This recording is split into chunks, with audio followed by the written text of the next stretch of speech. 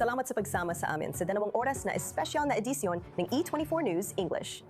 Ako si Nicole Zedek, live mula Tel Aviv.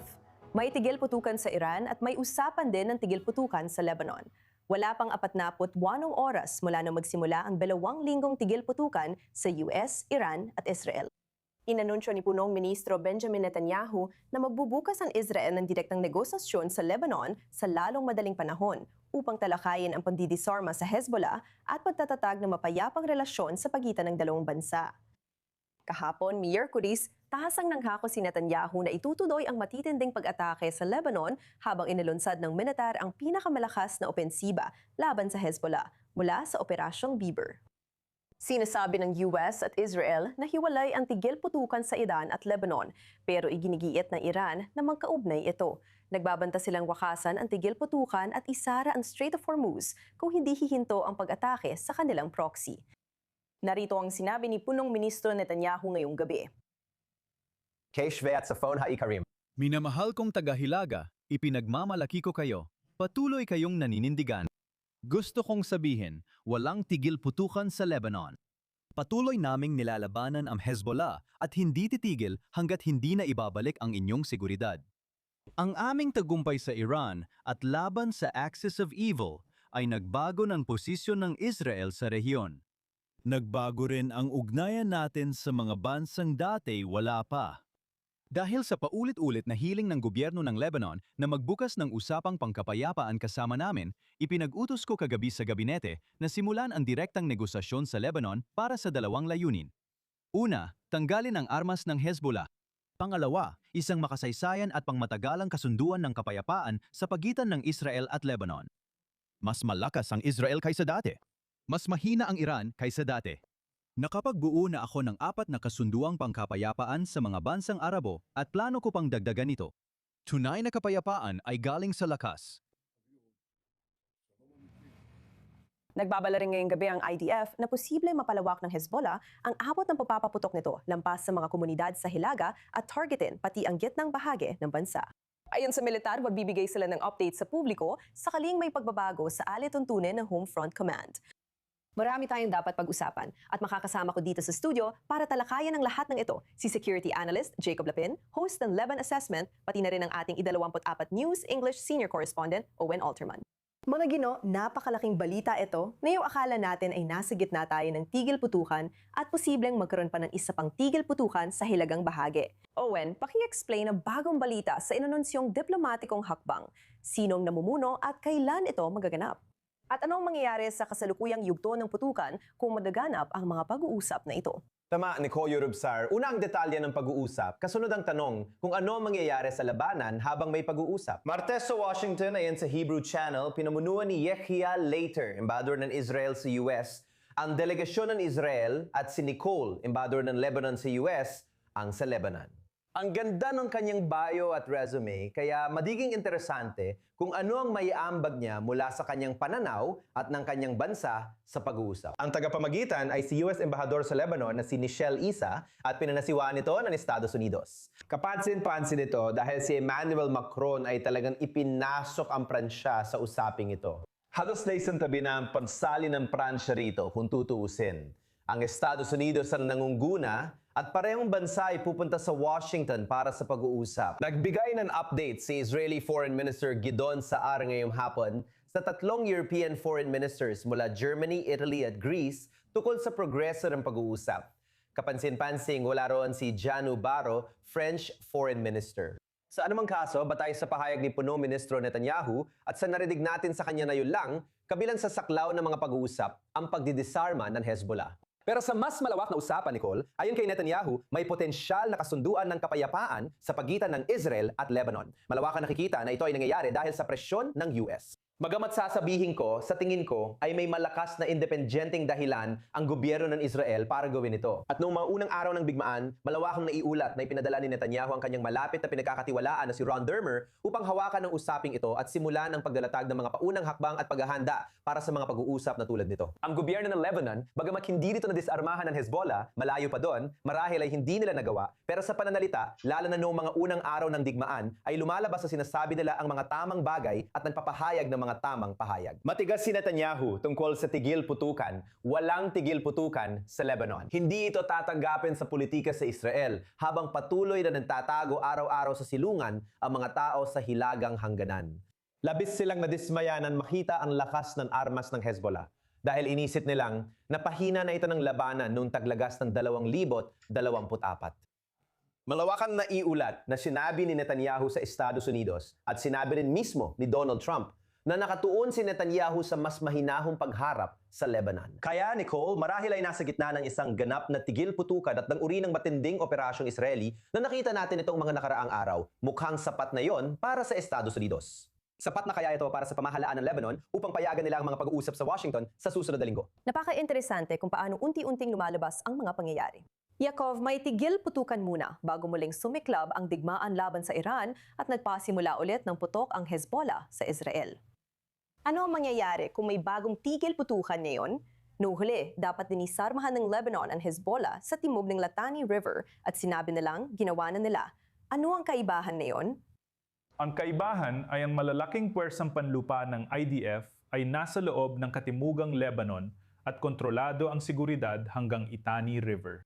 Yun ang malaking kaibahan. Wala tayo niya noong 2024 pero ngayon meron na. Bukod pa rito, daan-daang libong Shiite na residente ng katimugang Lebanon ang umalis sa katimugang bahagi ng Lebanon. Lumikas sila, nakinig sila sa panawagan ng IDF. At ibig sabihin niyan, wala ng sistema ng paggamit ng mga sibilyan bilang panangga ang Hezbollah. Ang shadow state ng Iranian and Hezbollah ay gumugol ng taon at malaking pera sa pagpapatayo sa katimugang Lebanon pero wala na yon. Malaking pagkakaiba talaga. Dagdag ko lang, maraming magkahalong mensahe ang natatanggap natin tungkol sa modus operandi ng Israel sa Lebanon. Sa tingin ko, lehitimo para sa pamunuan na baguhin ang operasyon based sa komplikadong konsiderasyon. Pero hindi tama para sa akin ang mga source na nagsasabing magpapatuloy lahat na parang normal at walang nangyaring labanan. Kung hindi ganun ang kaso, dapat malaman ng mga Israeli ang aasahan nila. Karapat, dapat silang magkaroon ng transparency at malaman ang plano ng Israel sa susunod na hakbang. Hindi ko kinukwestiyon ang pagiging lehitimo ng pamunuan sa paggawa ng desisyon at pag-adjust. Ang kinukwestiyon ko ay ang pagiging lehitimo ng hindi pagiging tapat sa publiko at hindi pagsasabi ng eksakto kung ano ang dapat naming asahan na mangyayari sa Lebanon sa mga susunod na araw. Dahil sa iba't ibang mensahe mula sa Washington at Pangulong Trump, sinasabing may magbabago na. Hindi na ito magiging kapareho ng laki ng mga pag-ataking panghimpapawid na nakasanayan na natin. Kaya sa tingin ko, nararapat lang na mabigyan ng malinaw na sagot ang publiko at wala namang dahilan para hindi ito ibigay sa kanila.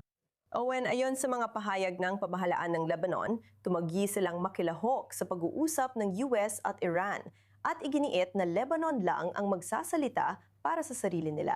Nakaka-interest ba yun dahil leis ng Iran isali ang Lebanon sa usapan? Tinatangkaban ng pamahalaan ng Lebanon na umiwas pero patuloy pa ring iginiigiit ang tigil putukan sa sarili nitong kondisyon? Tama, Nicole. Patuloy na hinihiling ng mga Iranian na isama ang Lebanon sa tigil putukan. Sa mga huling minuto, ang Kuwaiti Defense Ministry nga pala ay nagsasabing nakakaranas sila ng drone attack sa mga mahahalagang pasilidad sa bansa na pinaniniwala ang galing mula sa Iran. At may katuwiran ng Iran na panatilihing sarado ang Strait of Hormuz. Marahil pati na rin ang drone attack na ito kung ipagpapalagay na Iran ang may gawa dahil hindi iginagalang ang tigil putukan dahil hindi isinama ang Lebanon dito. Kaya makikita mo kung gaano ito kahalaga para sa mga Iranian at kung gaano rin ito kahalaga para sa kampo laban sa Hezbollah sa Lebanon na tinitingnan ito bilang isang labanan para sa kinabukasan ng bansa at kung sino ang tunay na kumakatawan dito. Maraming dahilan para sa pamahalaan ng Lebanon na gawin ito at ipakita ang tapang sa bukas na pag-uusap sa Israel. Ang Israel na hindi naman talaga popular sa lahat ng bahagi ng bansa kung tutuusin, pero tinitingnan nila ito bilang paraan ng pagpapatibay ng kanilang sariling soberanya at kontrol bilang pangtutol sa Iran. Sa huli, kontrolado pa rin ng Iran ang Hormuz at kakayahang umatake. Magtatagupay kaya ang pamahalaan ng Lebanon na ihiwalay ang sarili mula sa tigil putukan. Gaano kalaking suporta ang asahan mula sa mga pamahalaan sa Europa na halos hindi kasali sa prosesong ito? Makakamit kaya nito ang tigil putukan na sinabi nitong kailangan bilang paunang kondisyon sa usapan? Isa ito sa mahahalagang tanong. Ngayon, may mga pahayag na mula sa mga tagamasid sa labas tulad ng mga bansang Europeo at pandaigdigang komunidad ukol sa bagong operasyon ng IDF sa Lebanon at hindi na ito nakakagulat. Marami na ang tumutuligsa sa mga gawa ng Israel. Ang aming korespondent na si Joe Brown ay may karagdagang detalye. Habang binobomba ng Israel ang hilaga, timog at gitnang Lebanon, parehong kaibigan at kaaway ay may parehong alalahanin. Ang United Nations ay isa sa unang kumondena sa pag-atake. Grabe ang ganitong pagdanap ng dugo. Hindi ka panipaniwala ito matapos tayong pumayag sa tigil putukan kasama ang Iran. Pinipilit nila ang Australia laban sa Israel. Kailangan tumigil ang paglala. Sa tingin ko, alam nating lahat na walang solusyong militar sa mga ganitong sitwasyon. Agarang kailangan ang de-escalation at pag-uusap para maiwasan ang dakdak na pagturusa. Tinawag ng Iran itong paglabag sa tigil putukan at nagbanta nga atras sa SASD talks sa Islamabad. Sabi ng Iranian Deputy Prime Minister, ang mga Pakistani ang dahilan kaya hindi umatake ang Iran sa Israel matapos ang mga pag-atake sa Lebanon para mapanatili ang katahimikan bago ang negosasyon. Kinondena ng Qatar ang sunod-sunod na malulupit na pag-atake habang inulit ng Turkey ang panawagan para sa pagbaba ng tensyon. Nanawagan ang mga pinuno ng mundo na isama ang Lebanon sa tigil putukan ng Israel at kaalyado nito. Oo, marupok pa ang kapayapaan pero nais naming magdulog ito ng kasunduan. Matibay ring naniniwala ang pamahalaan ng Australia na dapat ding ipatupad ito sa Lebanon. Mas direktang pumupuna kay Israel ang mga ministrong panlabas ng Europa. Sa tingin ko, mali talaga ang ginawa ng Israel kahapon sa pagpapalala ng kanilang mga pag-atake. Dalawang naging kapansin-pansin ang mga pag-atafing ito dahil sinisira nila ang pansamantalang tigil putukan na naabot kahapon sa pagitan ng Estados Unidos at Iran. Sa paglala ng sitwasyon sa Lebanon, sa ilalim ng Operation Eternal Darkness ng IDF, hati na ang opinyon ng mundo tungkol sa Israel. Ang bagong yugto ng sigalot na ito, kahit ano pang paliwanag ng Israel, ay hindi makakatulong sa kanilang reputasyon. Pumunta na tayo ngayon sa hilagang bahagi para sa pinakabagong balita mula sa ating I-24 News correspondent na si Balix Ladin. Kasama natin live mula Kiryat Shmone, Hilagang Israel. Kale, ikwento mo sa akin kung anong mga nakita mo sa hilagang bahagi sa buong maghapon. Tuloy ang pag-atake ng rocket at drone ng Hezbollah sa mga komunidad sa hangganan at nagbabala ang IDF na may banta na rin sa gitnang bahagi ng bansa. Oo, tama. Nagsimula ang Hezbollah ng alas 6 ng umaga. Ngayong umaga inatake nila gamit ang drone at rocket ang mga komunidad sa Hilagang Israel, kabilang ang Kiryat Shmone at Western Galilee. Ilang oras na ang nakalipas. May ilang salbo ng rocket patungong Western Galilee, lalo na sa Nahariya, isa sa pinakamalaking lungsod doon. At ang mga rocket ay na-intercept at ang iba pa ay bumagsak sa mga bukas na lugar. Kadalasan na-intercept ang mga yon kaya walang pinsala o casualty. Ganon din ngayon pero tuloy pa rin ang rocket at drone attacks. Ang mga sirena sa hilagang komunidad ay nagpapahirap talaga sa buhay ng mga tao rito. Kailangan nilang manatili sa loob o malapit sa silungan halos buong araw. Ngayon, tungkol sa pagpapaputok sa iba't ibang bahagi ng bansa, ito ay isang pagtatasa ng IDF na inilabas ilang oras na ang nakalipas o mga isang oras na ang nakalipas para sa mga residente ng Hilaga at pati na rin sa gitnang bahagi ng Israel. Ang Hezbollah ay tila meron pa ring mga rocket, pasensya na, mga surface-to-surface missiles at maaari talaga nilang gamitin ang mga ito laban sa gitnang bahagi ng Israel. Sa totoo, sa nakaraang oras, sinasabi na namin yan. Ayon sa mga lokal na ulat sa Lebanon, sinasabi na ang IDF ay umaatake sa Sidon at iba't ibang lugar sa timog ng Lebanon. Ibig sabihin mukhang sinusubukan ng Israeli Air Force na pigilan ang paglulunsad ng mga surface-to-surface missiles na yon. Sa ngayon, hindi pa nila na ilulunsad ang mga iyon, pero maaari mangyari ito sa susunod na mga oras. Isang abalang araw para sa mga residente sa Hilagang Israel tulad ng naranasan nila nitong nakaraang 1.5 buwan. Kaya Belly, anong opinion nila sa balita mula kay Punong Ministro Netanyahu na maaari magsimula na ang tigil putukan o pag-uusap patungong tigil putukan sa susunod na linggo sa Washington? Tama, kaya karamihan ayon sa mga survey sa Israel ay sang-ayon na ipagpatuloy ng Israel ang pag-atake sa Hezbollah. Sabi nila, ito lang ang paraan para mapigilan ng Hezbollah sa pagbabanta sa hilagang komunidad ng Israel. Pero sa kabilang banda, sinasabi rin ng ilan na maaring magkaroon ng negosasyon habang aktibo pa ang labanan sa hangganan, ibig sabihin dapat magpatuloy ang negosasyon kahit may putukan. At nakikita rin natin na yon ang ilang kanilang kritisismo laban sa inisyatibong ito ng pamahalaan ng Israel. Ang alkalde ng Kiryat Shmona, Avifai Stern, na siyempre ay hindi kaalyado ng kasalukuyang koalisyon. Mas malapit siya sa oposisyon sa Israel. Sinabi lang niyang naglagay ng presyon ang mga Iranian, nagdesisyon ang mga Amerikano at sumunod ang mga Israeli. Ang mga residente sa hilaga ng Israel ay hindi magiging biktima ng tinatawag na kapayapaan at hindi kami dapat sumuko sa terorismo. Ito ang sinabi ni Abikai Stern. Ito rin ang sentimiento ng maraming Israeli sa hilaga.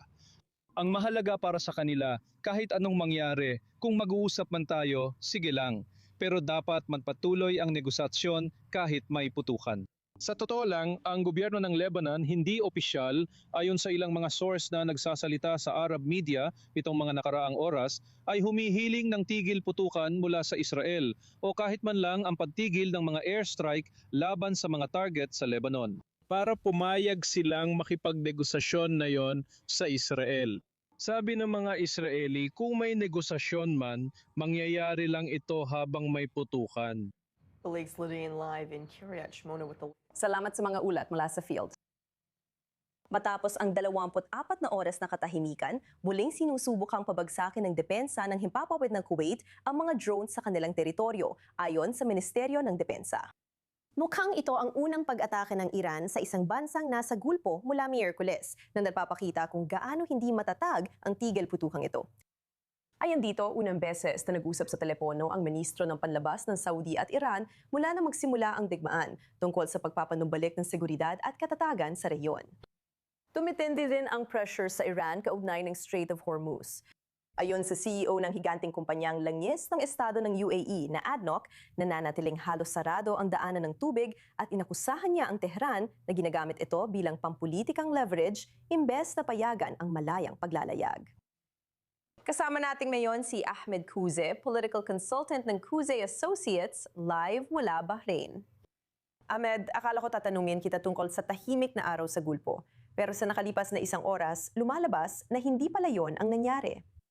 Ano ang ibig sabihin ng bagong pagpapaputok sa Kuwait sa kasalukuyang tigil putukan? Sa totoo lang, hindi pa talaga umiiral ang tigil putukan dahil wala pang petsa ng pagsisimula at pagtatapos nito. Ipinahayag lang ito sa media at mula nang ito ay inanunsyo, ang mga estado sa Gulpo ay nasa ilalim ng putok mula sa Iran hanggang sa huli na nangyari sa Kuwait. Lalo na ngayon, ang Bahrain, Kuwait, Saudi at sa tingin ko pati ang Emirates ay nasa ilalim din ng putok ng Iran ngayong araw. Anong klaseng tigil putukan naman yon?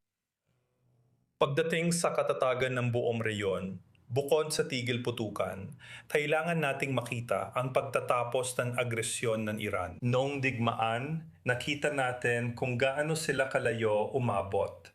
Hindi na dapat mangyari ulit yon pagkatapos ng digmaan. Kaya ano ang reaksyon sa isang tigil putukan kung matatawag man natin itong ganon, kung patuloy pa ring inaatake ng Iran ang mga estado sa gulpo? Umaasa ba sila na matatapos ito sa pamamagitan ng negosasyon?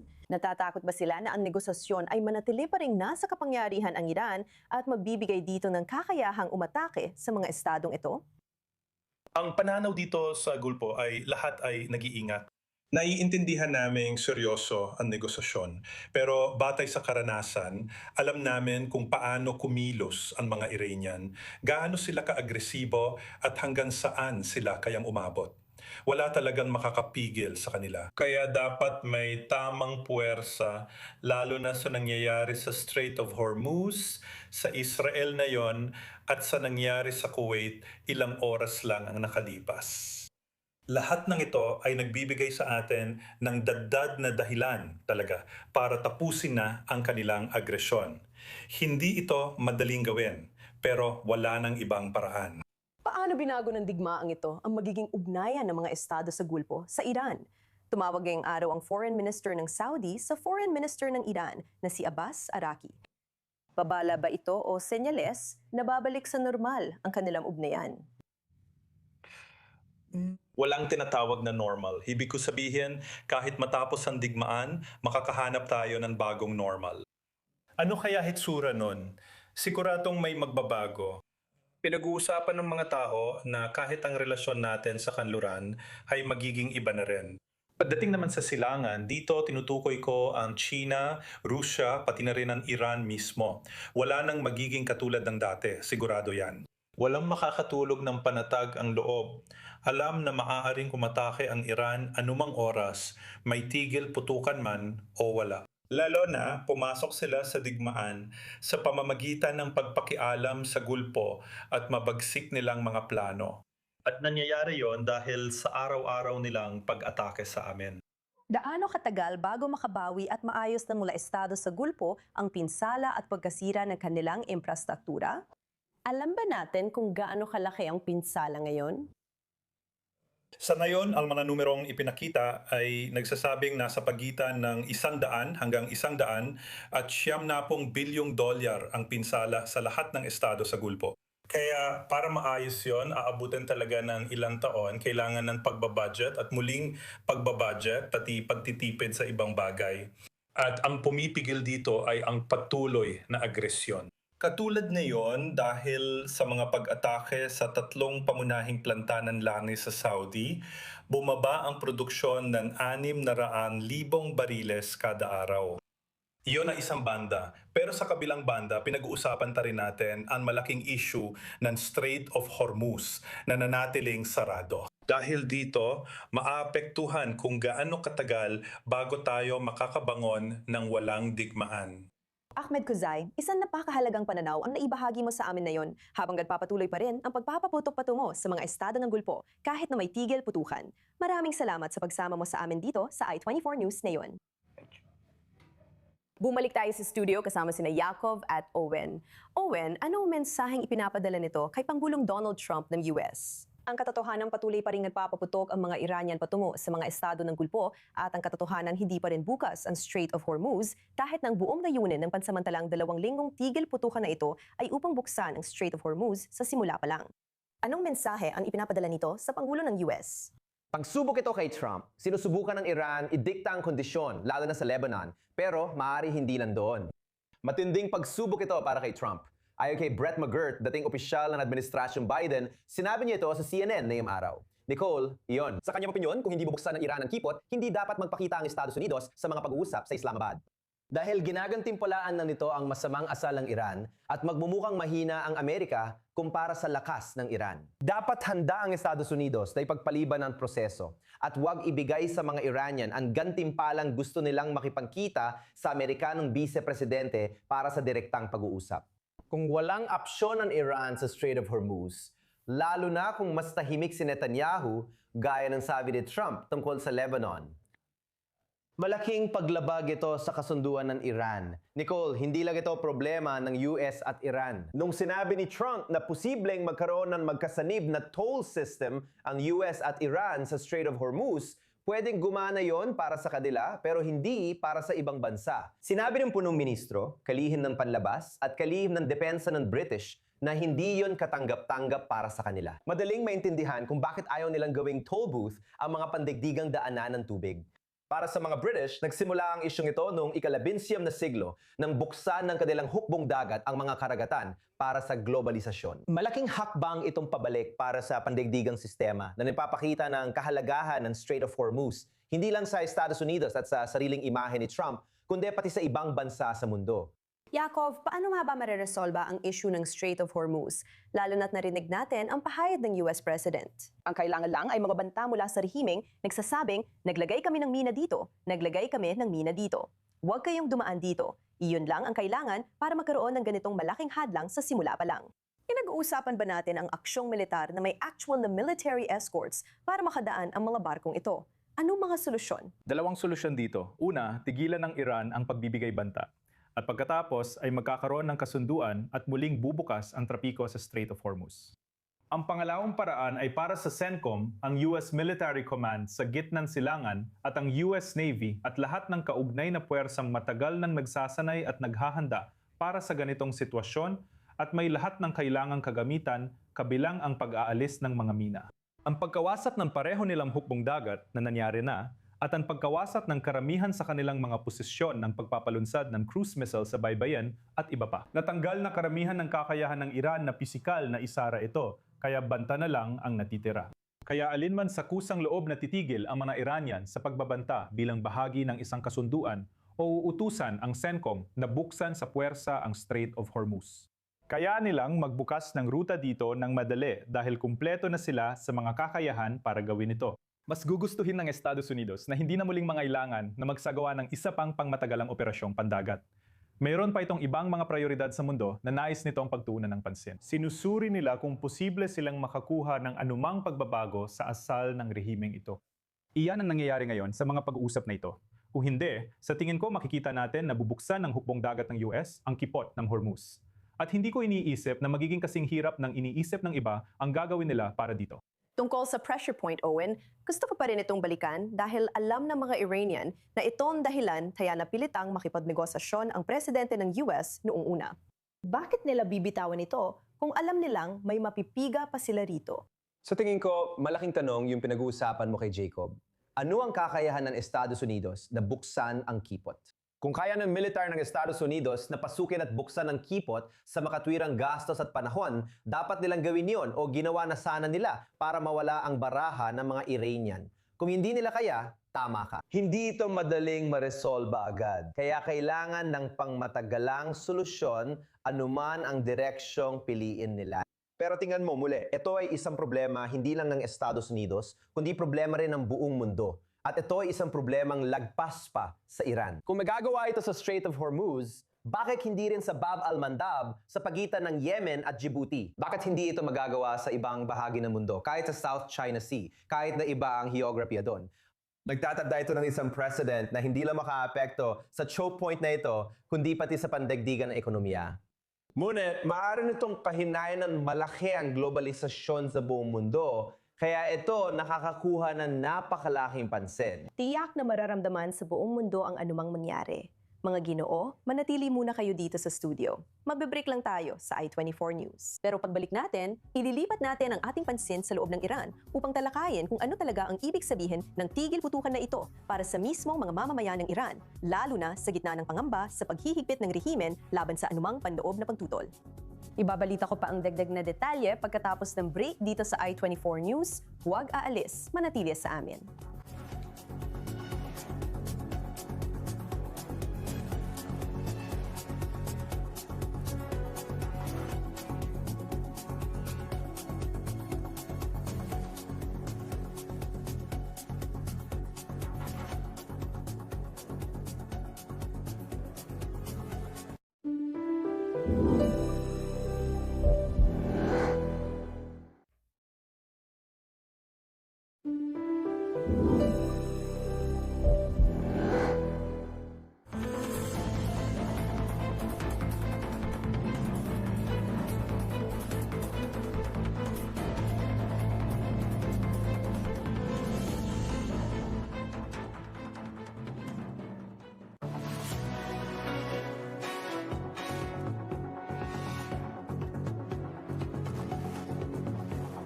Salamat sa inyong pananatili sa I-24 News. Kahit umiiran na ang tigil putukan sa pagitan ng US at Iran para sa mga sibilyang Iranian, maaaring hindi ang Estados Unidos ang tunay na banta, kundi ang maaaring mangyari sa loob ng bansa kapag tumahimik ang digmaan. Nagpapahiwatig na ang mga opisyal sa Tehran ng mas mahigpit na pagpigil sa tumututol. Matapos ang 12 araw na digmaan noong Hunyo, kadalasang nauuwi ang tigil putukan sa paglilipat ng karahasan sa loob ng bansa, kaya maaaring muling maging pangunahing punterya ng rehimen sa mararahas na pagsupil ang mga karaniwang Iranian.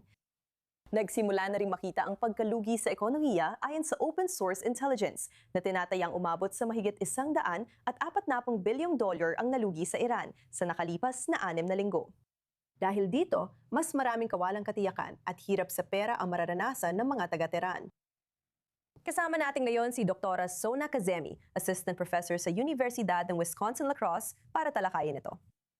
Dr. Kazemi, ang malawakang protesta sa simula ng taon ay nag-ugat din sa mga problemang ekonomiya. Matapos ang matinding pagkalugi ng digmaan, paano maapektuhan ito ang karaniwang Iranian?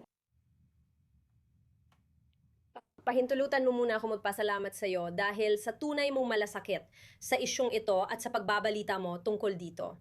Talagang bihing makakita ng mga taong nasa gitna ng gusot ng politika at internasyonal na ugnayan at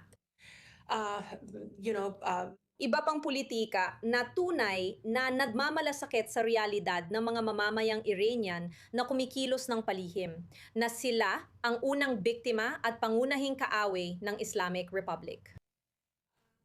Tulad ng natatandaan mo o maaring natatandaan ng iyong mga manonood, pagkatapos ng tigil putukan noong 1988 sa pagitan ng Iran at Iraq, isang digmaan na tumagal ng 8 taon sa pagitan ng Iran at Iraq. Sa gitna ng digmaang iyon, ako ipinanganak sa totoo lang. Ang Resolusyon 598 ay pinagtibay ng United Nations. At ang Islamikong Republika na isang sinumpaang kaaway ni Saddam Hussein ay sa huli ay napilitang umupo sa mesa upang pumirma ng tigil putukan dahil nauubusan na sila ng bala at dahil na rin sa iba pang mga dahilan. Pagkatapos noon, sa loob lamang ng ilang linggo. Pagkatapos noon, isinagawa nila ang pinakamalupit na massacre ng mga bilanggong politikal at mga disidente nung tag-init ng 1988 at 88 marami sa kanila ay nakapaglingkod na o nagsisilbi pa ng kanilang mga sentensya. 4,500 katao ang binitay at itinapon sa mga mass grave, karamihan ay sa mga mass grave. May mga tao pa ring nawawala noon sa pilitang pinawala o hindi na natagpuan. Hindi alam ng pamilya kung saan sila inilibing. Kaya ngayon, napakatakot ng panahon para sa mga Iranian dahil sa nangyaring ito noon. Kahit pagkatapos ng 12 araw na digmaan laban sa Israel, nakita natin na inaresto ng Iran ang 20,000 katao sa paratang ng paniniktik para sa Israel. Israel at ilan sa kanila ay binitay. Kaya tuwing napapahiya ang Islamic Republic sa pandigdigang entablado, ibinabaling nila ito sa mga mamamayang Iranian at bumabawi sila sa kahihiyan na iyon sa pamamagitan ng pagsasakripisyo sa mga Iranian.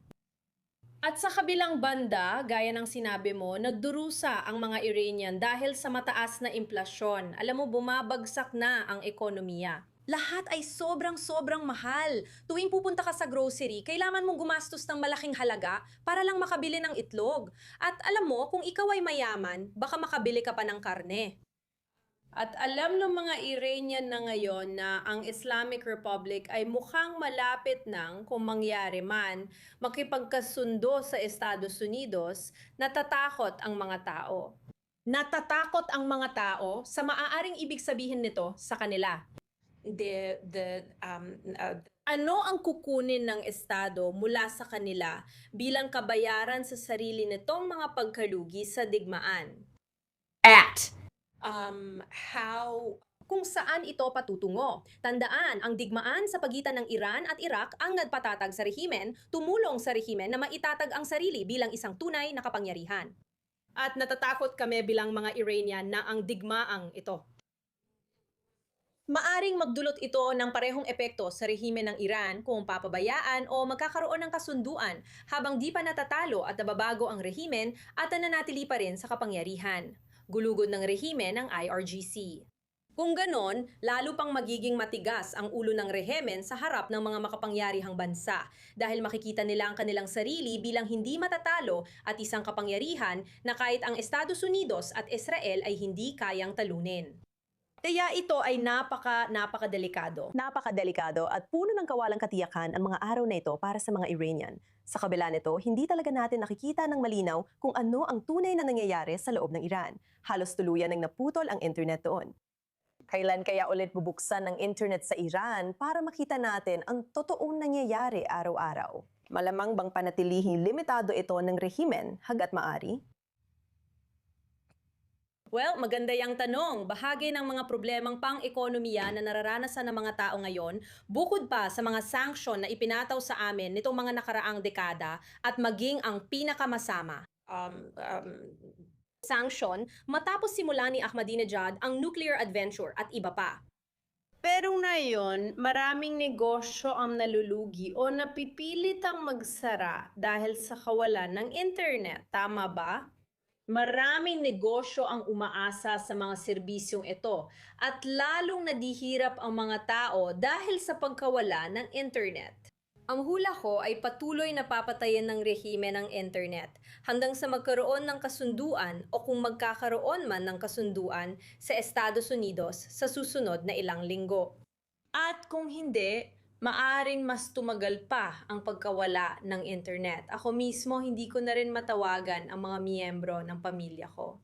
Nakakatanggap lang ako ng napakaikli at putol-putol na tawag. Minsan, sinasabi lang nila na buhay at maayos sila. Ganun lang kasyemple. Kung hindi makakapag-organisa ang mga tao. At bahagi nito ay eksaktong para pigilan ang kakayahan nilang mag-organisa, magprotesta, o anumang maaring gawin nila kapag natigil na ang pambubumba. Isa pang layunin na tinatarget ng rehimen dito ay ang kontrole ng galaw ng kanilang mga tao, ang kanilang pampulitikang pagkilos at pati na rin ang pisikal na paggalaw nila. Ibig kong sabihin na alala ko ang SS Youth nung panahon ng Nazi kung saan ang mga bata, halos mga teenager, ay dinibigyan ng mga armas. Ngayon, ginagawa ito ng Iran at iba pang clerical na pasistang estado. Binibigyan nila ng protective gear at AK-47 ang mga bata at pinapadala sa kalsada bilang bahagi ng milisyang nagbabantay. Paramilitar para mga haras at pigilan ng mga tao, parang Gestapo na humihingi ng papeles. Nasaan ang telepono mo? Bakit mo ipinadala ang mensaheng yon? Ano ang ginawa mo? Tinitingnan ang mga bahay para sa Starlink terminals at minsan inaaresto ang mga tao at niraraid ang mga bahay. Kita mo, ang tanging makinarya na talagang mahusay sa ilalim ng Republikang Islamiko ay ang makinarya ng panunupil, pagbitay at pagpapahirap. Hindi yan tumitigil. Yan ay 100% episyenteng makinarya. Habang ang Estado ay nakikipaglaban sa, alam mo na, ang pinakamakapangyarihang militar sa mundo at ang pinakamalakas na puwersang militar sa gitnang silangan na Israel, patuloy pa rin itong nagsasagawa ng mga pagbitay. Dr. Sonar Kazemi, isang napakahalagang tinig na patuloy naming inihahatid sa aming mga manonood. Salamat sa pagsama sa amin dito sa I-24 News English. Bumabalik tayo sa studio kasama sina Owen at Yakov. Yakov, narinig lang natin na may mga 12 taong gulang sa Iran na may dalang mga armas. Habang tinatalakay ang maaaring mangyari sa mga lansangan sa hinaharap, gusto ko ring banggitin ang sinabi ng presidente ng US na sinubukan niyang bigyan ng armas ang mga sibilyan sa Iran. Sinabi niya na sinubukan niya magpadala ng armas pero hindi ito napunta sa mga totoong sibilyan ng Iran. Ngunit posible bang mabago nito ang sitwasyon sa Iran? O baka magdulot lang ito ng bigmaang sibil pagkatapos ng digmaan? Hindi, sa tingin ko, dahan-dahan lang mababago ang sitwasyon. Sa palagay ko, ang problema sa mensahe tungkol sa pagpapalit ng rehimen ay iniharap ito sa paraang hindi makatotohanan at parang ito ang layunin ng digmaan. Sa katunayan, kapag kinausap mo ang mga tagaplano ng militar, hindi ito kabilang sa mga pangunahing layunin ng digmaan. Isa lang ito sa mga bagay na talagang ninanais. Ang ideyang mababago agad ang rehimen sa lakas ng himpapawid ay hindi sinusuportahan ng kasaysayan o katotohanan. Hindi rin ibig sabihin nito na ligtas na ang rehimeng ito. Nakatanggap na ang rehimen ng daan-daang bilyong dolyar na pinsala. May access na rin sa ilang armas ang oposisyon, pero di natin alam kung gaano karami. Ito ay mga lihim at classified na operasyon. Dapat nating ipagpalagay na nagaganap ang mga ito.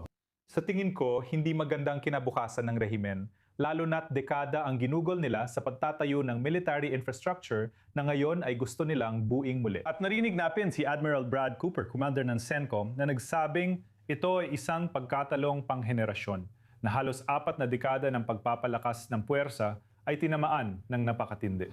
Kaya sa muling pagbuo ng rehimeng Iranian, dapat din nilang isaalang-alang ang mga sibilyang dating tinulungan nila sa subsidyo ng gasolina at pagkain. Eksistensyal ang mga dilema dahil alinman ang piliin nila, hahantong sila sa populasyong walang mawawala o mapapabayaan ang pagpapatibay ng puwersa.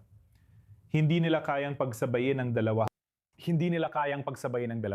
Kaya sa tingin ko, kailangan nating maging matiyaga pagdating sa rehimeng ito at sa hinaharap nito.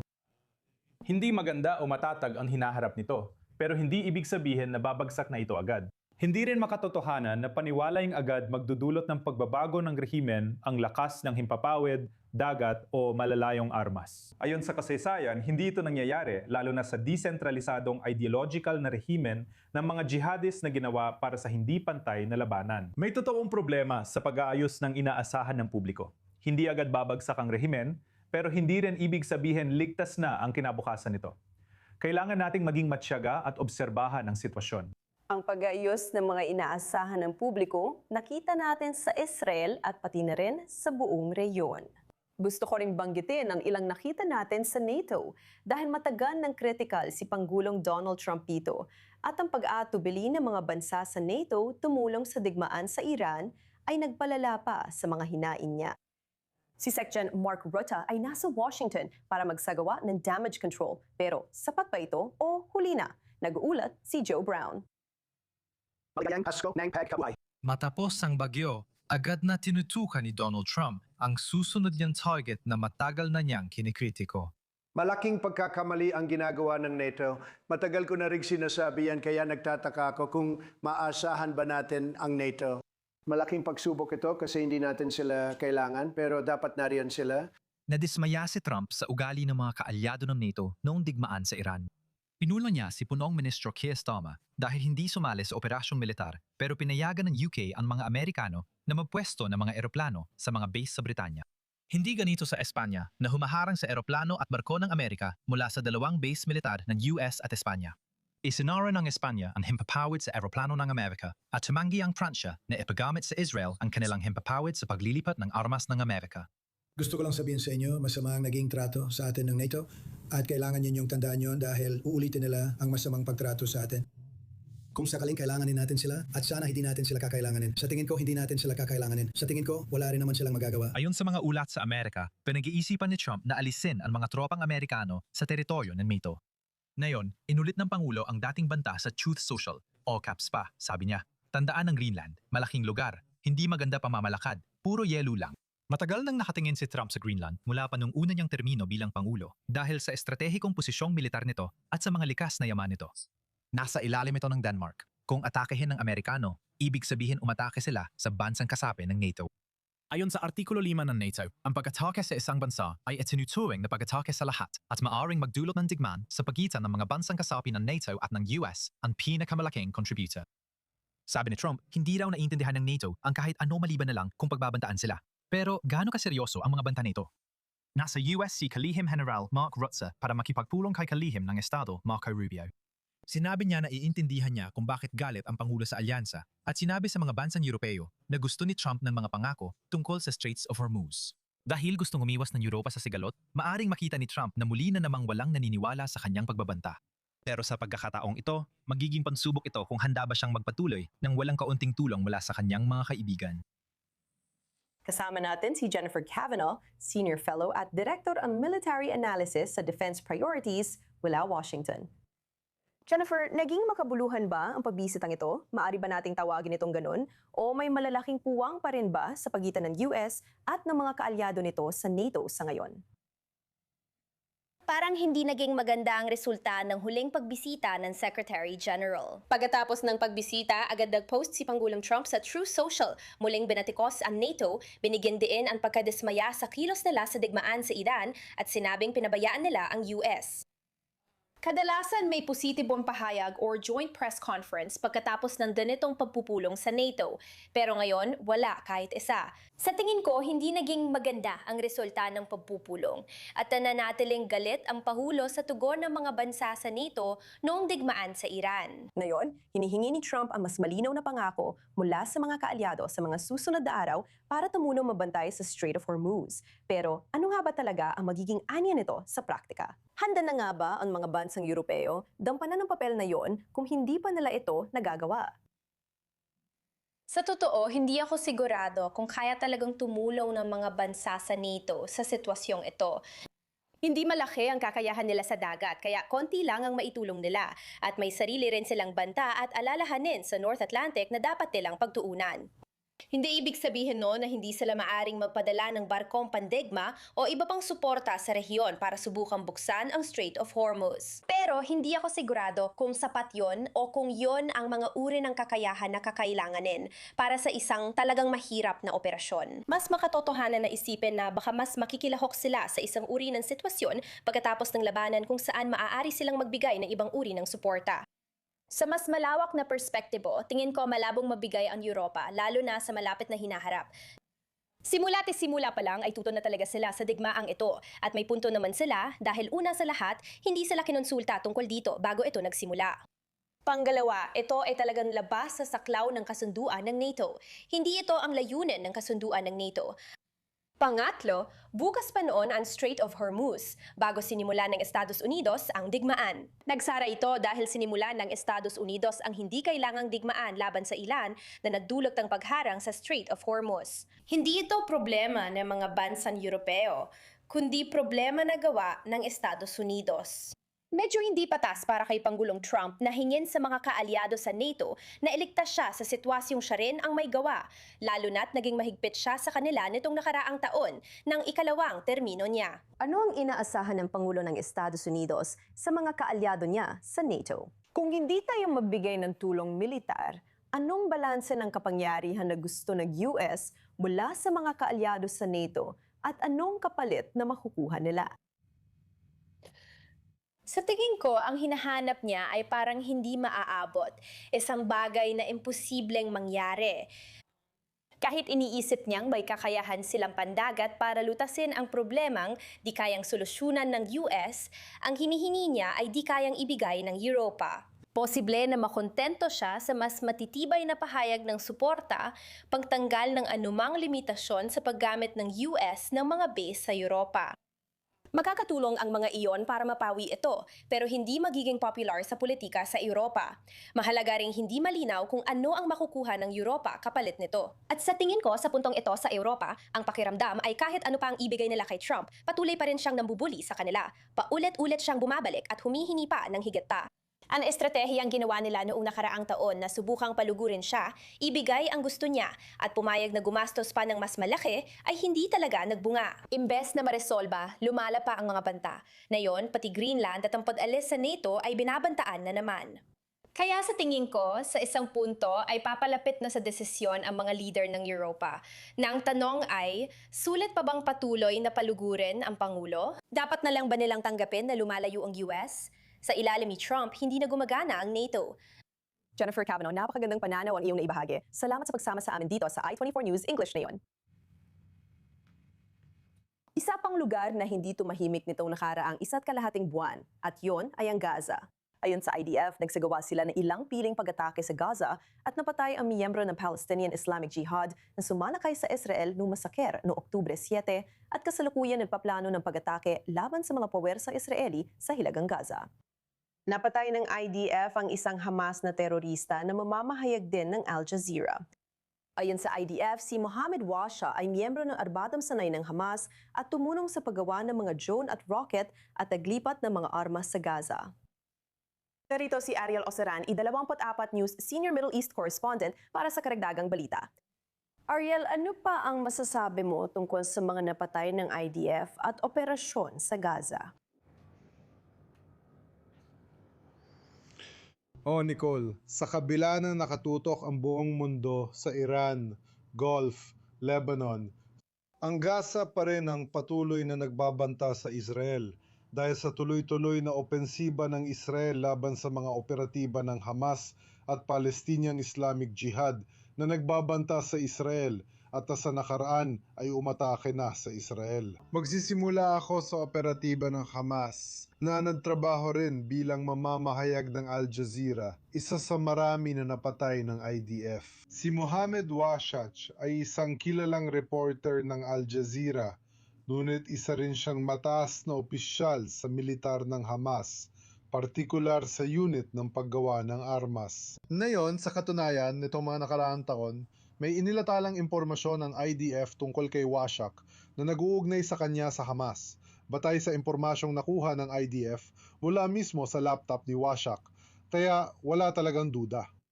Hindi nagulat ang IDF nang malaman na siya ay kabilang sa Hamas at hindi rin nagulat ang media nang malaman na siya nga ay isang operatiba ng Hamas. Kahit na marami ang tumatanggi sa ugnayang ito. At yon ay kahapon. Pero na yon, sinabi ng IDF na napatay nila ang isang operatiba ng Palestinian Islamic Jihad na lumahok sa masaker sa Nak-Aloz noong Oktubre 7. Pati na rin ang 3 pang operatiba ng Hamas sa Hilagang Gaza na nagpapakita ng Hamas, Palestinian Islamic Jihad, hindi lang nila muling pinagtitibay ang kanilang kontrol sa mga Palestino sa loob ng Gaza Strip, kundi patuloy din silang nagbabanta sa Israel. Patuloy na sinusubukang buuin muli ang kanilang kakayaan sa Gaza Strip. Umaasang mapapakinabangan nila ang pagkalihis ng atensyon ng mundo. Pero pagdating sa atensyon ng IDF, nakatutok pa rin ito sa Gaza, pati na rin sa Iran, Lebanon at iba pang mga lugar ng labanan. Oo, totoo na maaring hindi nakatutok ang atensyon ng mundo sa Gaza Strip. Pero Ariel, sabihin mo sa akin, ano na ang kalagayan ng tigil putukan? Dahil itinutulak ng lupon ng kapayapaan na mag-disarma ang Hamas. Anong bago doon? Dapat matagal na silang na-disarma, ilang buwan ang nakalipas.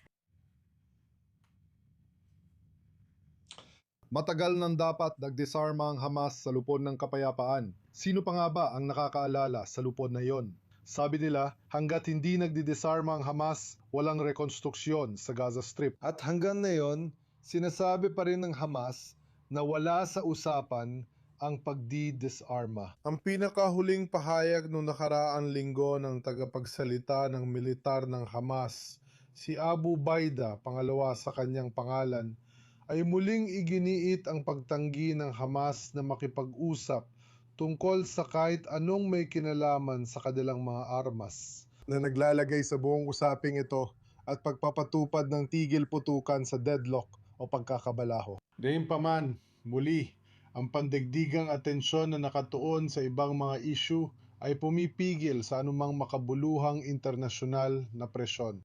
Kung binanggit mo ang lupon ng kapayapaan, yon ang bagong internasyonal na katawan ni Trump. At dahil ang atensyon ni Trump ay nakatuon sa iba, hindi siya maglalaan ng anumang pagsisikap para subukang itulak ito pasulong. At sa ngayon, ang mga tao sa Gaza ang patuloy na nagdurusa sa ilalim ng malupit na pamumuno ng Hamas. At patuloy na ginagamit ng Hamas ang panahong ito para muling buuin ang kanilang kakayahan at magtipon-tipon muli. Ariel Osran, salamat sa iyong ulat at sa pagbibigay sa amin ng pinakabagong impormasyon. Bumabalik tayo dito sa Studio Owen habang nagsasalita tayo ngayon, ang bagong Supreme Leader ng Iran, si Mustafa Khamenei, ay sunod-sunod na nagpo-post ng iba't ibang mensahe sa Twitter. Ano ang sinabi ng bagong Supreme Leader? Tama, maraming sinasabi. Nicole, syempre, hindi pa rin natin nakikita si Mustafa Khamenei. Karaniwan nating nababasa lang ang kanyang mga tweet at pahayag. Ngayon, pipiliin ko lang ang 2 mula sa mahaba niyang listahan. Isa rito ay tungkol sa Hormuz. Sabi niya palalakasin pa nila ang kontrol ng Iran sa Strait of Hormuz. Anong habang ibig niyang sabihin?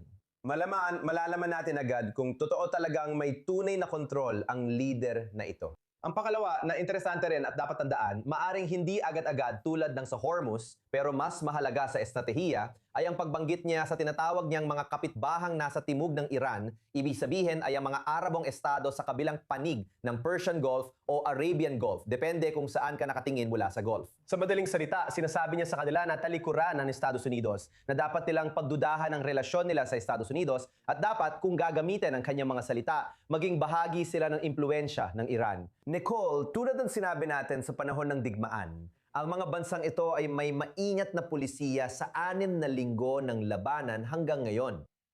Gaya na lagi kong sinasabi, hindi sila sigurado kung sino ang mananalo sa digmaan, kaya kailangan nilang iakma ang balanse sa pagitan ng Estados Unidos at Iran depende sa resulta. Narito na tayo, kahit papano ay nasa intermission na, kaya kailangan talagang magbesisyon ang mga bansang ito. At si Moita Mahamani, hindi na paligoy-ligoy pa, ay tahasang sinasabi sa kanila na ang Iran ay patuloy na maglalagay ng presyon at gusto nitong makita sila bilang bahagi ng saklaw ng impluensya nito at hindi bilang bahagi ng saklaw ng Amerika. Naisip ko, Yakov, kung paano magiging itsura ng mas matinding presyon sa mga estado sa Gulpo, lalo na't patuloy na nagpapaputok ang Iran sa mga estadong ito sa Gulpo kahit may tigil putukan. Ano ang hitsura ng mas pinaigting na presyon? Sa tingin ko, ganito lang yan. Sa huli, mukhang tina-target ng Iran ang pinakamahinang bahagi ng kadena dito.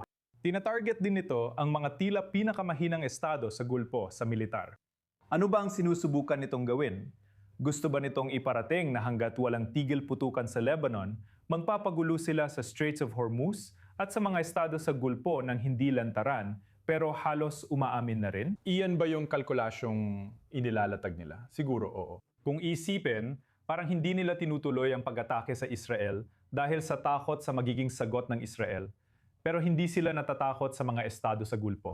Bahagi siguro ito ng mas malaking plano ng Iran. Pinipilit nilang magpatigil putukan sa Lebanon sa pamamagitan ng pagbabanta sa katatagan ng buong Gulpo. Maaring ito ang nakikita natin na yon. Nicole, sinabi ko na nung simula ng digmaan na parang kinik-idnap ng Iran ang pandaigdigang ekonomiya gamit ang Hormuz at manginghikil sa mga estado sa Gulpo kapalit ng proteksyon. Kung titingnan mo eksaktong mga salita mula sa tweet ni Mobushta Bakamini, sa tingin ko maintindihan mo ang ibig kong sabihin. Talagang nakaka-interes ang mga bagong pangyayari kaugnay ng bagong kataas-taasang pinuno kahit di pa natin siya nakikita. Nababasa pa din natin ang ilan sa kanyang mga salita. Mga Ginoo, manatili kayo dito sa studio kasama ko. Magkakaroon tayo ng mabilis na break dito sa I-24 News. Pero may isang buong oras pa tayo ng pagbabalita para talakayin ang pinakabagong mga kaganapan tungkol sa nagpapatuloy na tigil putukan. Kung ano ang ibig sabihin nito para sa Iran, para sa Estados Unidos, para sa Israel at Lebanon. Tatalakayin ko ang mga yan pagkatapos ng break sa I-24 News. Huwag kayong aalis.